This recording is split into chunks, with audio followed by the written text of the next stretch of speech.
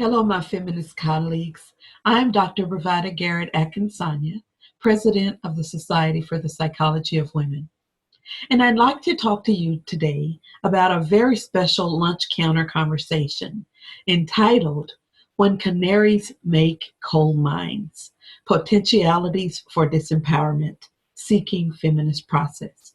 The program is scheduled for April 4th, 2016, from 12 to 1:30 p.m. Central Standard Time. According to Wise Geek, life for an actual canary in a coal mine could be described in three simple words: short and meaningful. Early coal mines did not feature ventilation systems, so legend has it that miners would bring a caged canary into the new coal seams. Canaries are especially sensitive to methane and carbon monoxide, which made them ideal for detecting any dangerous gas buildups. As long as the bird kept singing, the miners knew their air supply was safe. A dead canary, however, signaled that there was a need for an immediate evacuation. Even as gas detection technology improved, some mining companies still relied on the canary method well into the 20th century. Other animals were used occasionally, but only the canary had the ability to detect small concentrations of gas and react instinctively. Today, the practice of using a bird to signify danger in a coal mine is no longer in existence. However, what we have found that the ideology behind it has become a popular expression. The phrase, living like a canary in a coal mine, often refers to serving as a warning sign to others. The actual canary had little control over her fate, but it continued to sing anyway.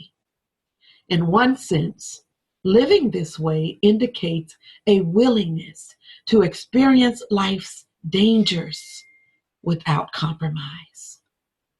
Organized by Dr. Wendi Williams, When Canaries Make Coal Mines, Potentialities for Disempowerment and Seeking Feminist Process. It's a lunch counter conversation that will be set up to allow us to begin to process more efficiently and effectively the impact of disempowering dynamics within the Society for the Psychology of Women. We will focus on articulating a historical account of these dynamics by Dr. Martha Banks, and we will consider our processes within a larger context of structural inequities to understand why and how a group of women and feminists dedicated to addressing issues of social justice and disparity would engage one another in the ways in which we have. We wish to elevate our voices through a facilitated discussion with Dr. Pam Remer. We want to strategize ways of moving forward that will help us focus on a later discussion, part 2, which will take place in our suite program at APA in Denver.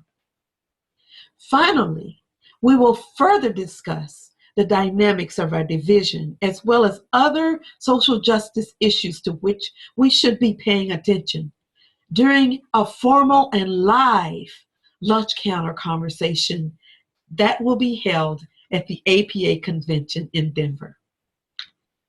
Please join us April 4th from 12 to 1:30 p.m. Central Standard Time to have this conversation virtually to discuss how we will move forward, how we will be empowered, and how we can heal. This 90-minute session is an extended conversation, and we are providing this extended time to allow ample opportunity for us to begin this wonderful process of having a dialogue toward understanding when canaries make coal mines. Thank you. I look forward to seeing you at the lunch counter conversation as soon as possible.